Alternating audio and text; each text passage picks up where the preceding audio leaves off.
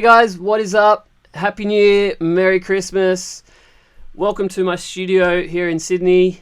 Today I'm going to do a little walkthrough for you guys to say thanks for all the support for 2016. I'm going to do a walkthrough of one of my popular songs from last year called Old School. It was out on Axtone in June. For those who haven't heard it, this is a snippet of it.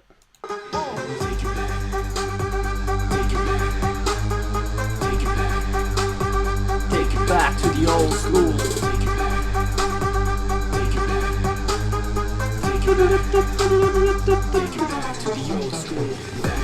And then obviously the build up. Take it back to the old school.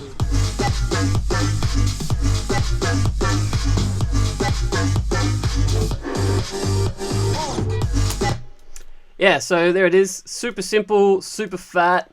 Just really a few elements that work well together. And yeah, when I started making this track, I wanted to make something that would work for my sets and would be really easy and simple to play. So here we go, we'll go through it. The kick, start off. I always think the kick is like the most important part of any track. I normally always start off with a kick and then build all the elements around that. The kick and the bass line, I think, are the most important parts where I start. It's just a Vengeance sample, actually. Vengeance VEDH. So I think that's Vengeance Essential Dance House. Bass drum 016 if you want to look that up. Not much is happening with the kick. I've just got a little bit of a high boost around the 7 or 8K mark. And I've got an LFO tool after that, which is shaping the kick so it doesn't have a very long tail, so it's nice and short. So with the LFO and then without.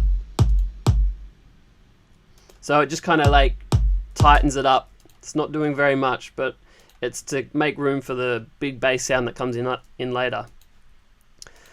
Next we have the vocal. Actually, I'll jump down to the bass line because, like I said, that's the second most important thing, I think. Here we go. So the bass synth sounds, or the lead in the drops, there's 3 main sounds that make up the main sound. So the top sound that you hear is this one.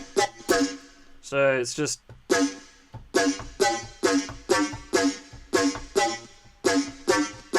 super simple melody, but like really catchy and really drivey. So that sound is the main sound. You can hear that's very high though. It's a very top sound. And that is Serum that's playing that. Really gritty, really dirty. I've got the Zephyr Records multi-band compression OTT, which is really cool. You can hear that's like really boosting the highs there. Really cool plugin, I recommend getting that. Then I've got an EQ8, which is just pulling down some of those highs again because the OTT was so extreme. I've got a saturator, which is just driving it, making it fatter. Ozone Imager plugin, so I'm widthening here the band 2, which is to make the stereo field much wider because the synth was very narrow to start with. I've got a reverb here which is automated at times you can hear it comes in here.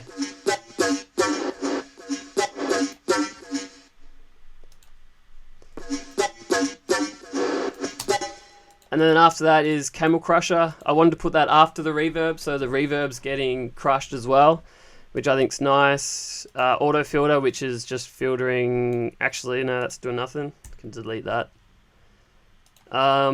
And then finally, I've got a final EQ, which is boosting the mids. There must have been a really harsh frequency that I've pulled out, and then I boosted the very highs again. So that's that sound, which is probably the main sound of the 3. Next is the middle, which is like a really knocky, it's actually a kick bass that's tuned, and that's Nexus. Nexus has some really cool sub kicks like that. So that's just doing the same melody as the lead. Next is like the weight of the kick. This sound was taking out heaps of processing, so I bounced it down to audio, but you can hear it here. Oh, not that one. This one. So you can see that all three synths are all playing different roles in the main sound. So we've got this one, which is the subs. So that's hitting around 50 hertz. We've got the middle one, which is hitting around 100 hertz. And then the top sound, which is hitting around 200 to 400. And then when you put them all together, it's a full sound, but nothing's getting in the way of each other, nothing's clashing.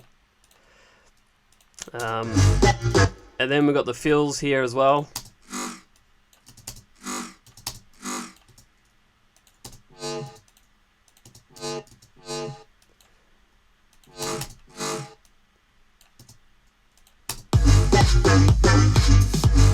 They're just on the one to really reinforce that first hit. And this thing's actually it's actually a loop synth that works well.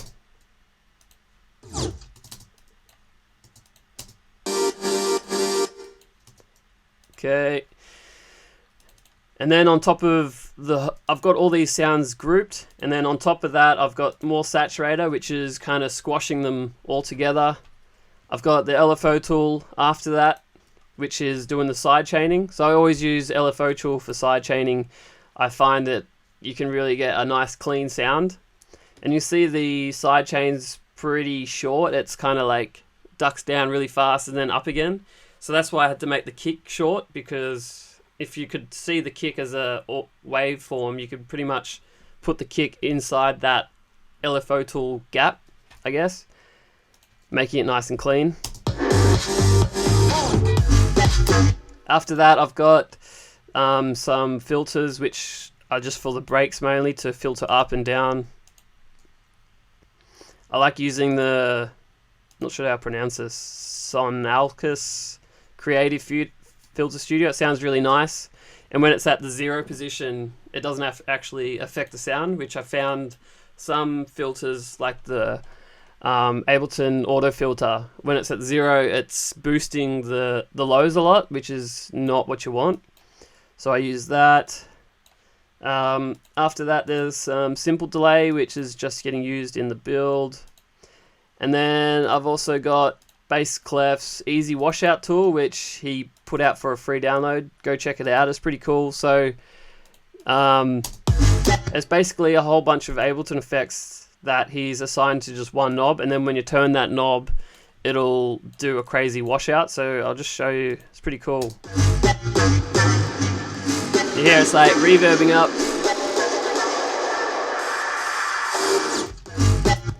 Really cool for build-ups and stuff. I don't like using it too much because it's bass clefs, but I don't know, every now and then I throw it on and use it. It's pretty cool and pretty like nice and quick. Also reverb just for the build-ups. And then after all that, I've got Saturn, which is just boosting the trebles a little bit. It's I've got it after everything, so it's kind of crunching those effects that I've applied. And then finally some more EQ, which is just like the final EQ of that sound, where I've taken away some nasty frequencies that have come through. And that's really it for the main sounds. Alright, so let's look at the break sounds now. So this particular track actually started with the horns that you can hear in the breaks and the build-ups. And that idea is actually a loop that I came across, and I really like one section which I looped and chopped up, and then pitched different bits to make the melody that I could hear. So here's the actual loop that I found. So you can hear that last bit at the end is the bit I wanted, the dun, dun, dun, dun, dun, dun, dun, dun, dun, dun, dun, and then I looped that and then made the change at the end where it dun, dun, dun, dun, dun, dun, dun, dun. So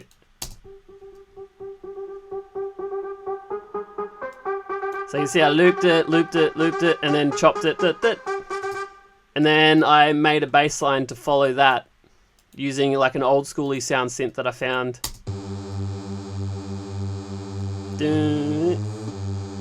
It's just 3 notes that follows the trumpet and supports it. And that is actually a Nexus sound called Rave Bass, which is from EDM 3, which is really cool sound. I still like using Nexus a lot. There's a lot of really cool sounds that is just, it's easy to load up and it never crashes on me, which is nice for when you're working fast. I then doubled up with the horns and added another layer from Nexus horns. And then I got a percussion hit and used the same syncopation, so that's punching through with the trumpets, so the trumpets got nice attack. And then all together.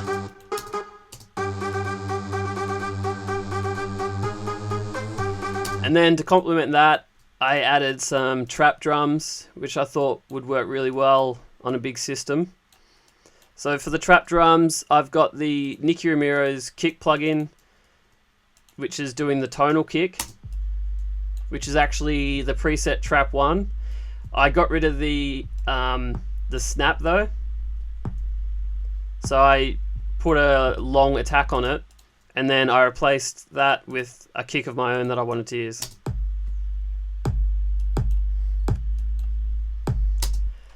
And then on top of there, I've got some hi-hats doing the traditional like trap kind of rhythm.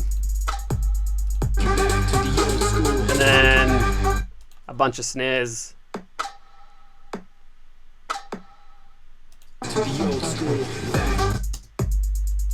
All together it sounds like that. I've got some glue compression. I love using the glue compressor of Ableton, it's really nice. And then I've also limited all that just to like squash it and make it sound, I want it to sound like a sample, so I want it to be like heavily processed and glued together. So that's the break. Another really important element of this track is, you don't really notice it, but it's there almost the whole time, is this. So that's actually a sample, and you can hear it, it's just going out through the whole track pretty much. And it filters in and out.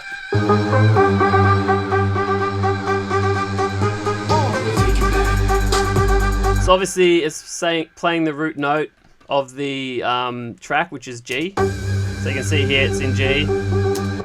Really supports all the other synth sounds. And last but not least, we've got the drop fills. So in the drop you can hear there's like heaps of little sucks and booms and stuff going on. So that's all these little guys.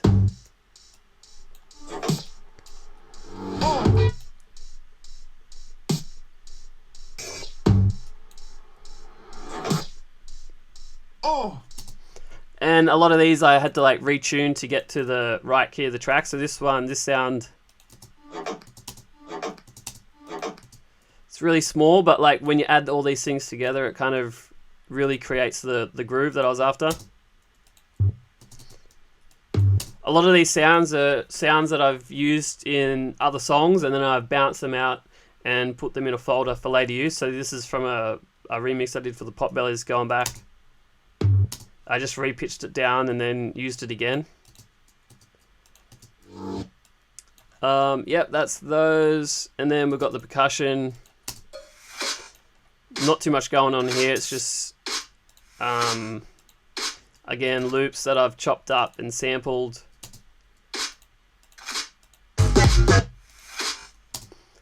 Bit of saturation on the group. More stereo imaging. I love using the Ozone isotope plugin. So I normally just boost the top 3 bands.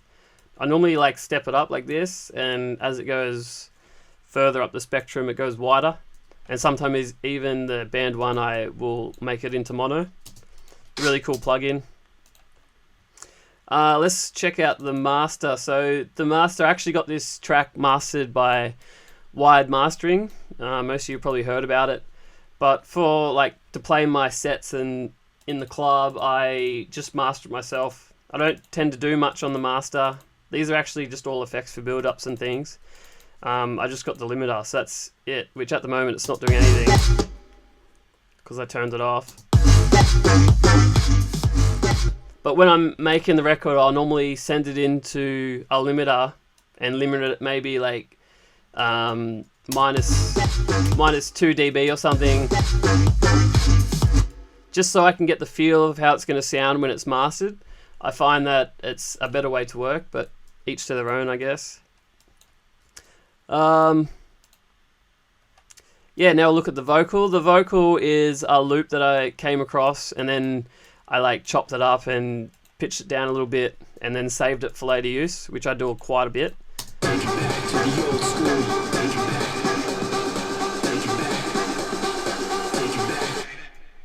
Take it back to the old school.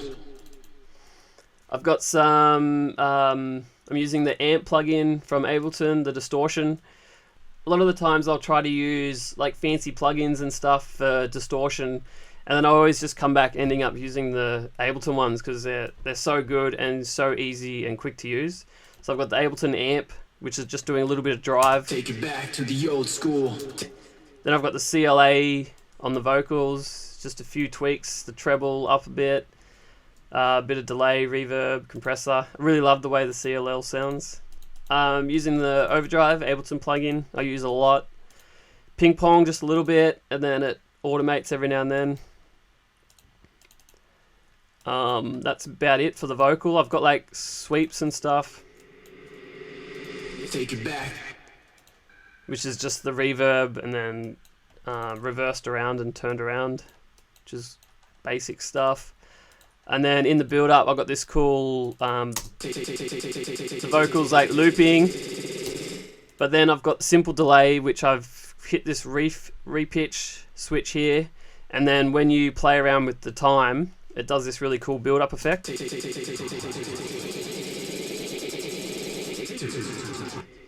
It's really fun to play around with, so I recommend having a go at that. It's really cool.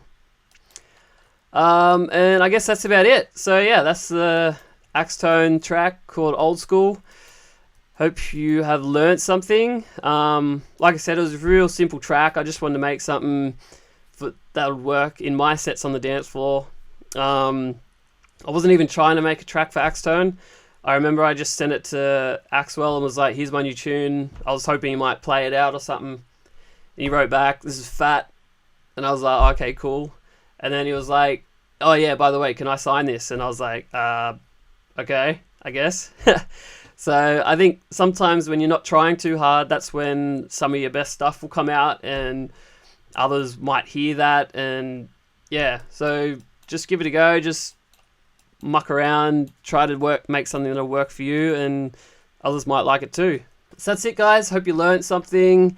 I'm going to try to do a few of these every now and then. So if you have any recommendations of which song you want me to do next, I'll happily do it. I might do my Stressed Out remix next because a lot of you guys said that and Old School was your favorite release of mine from last year. So yeah, till next time, peace.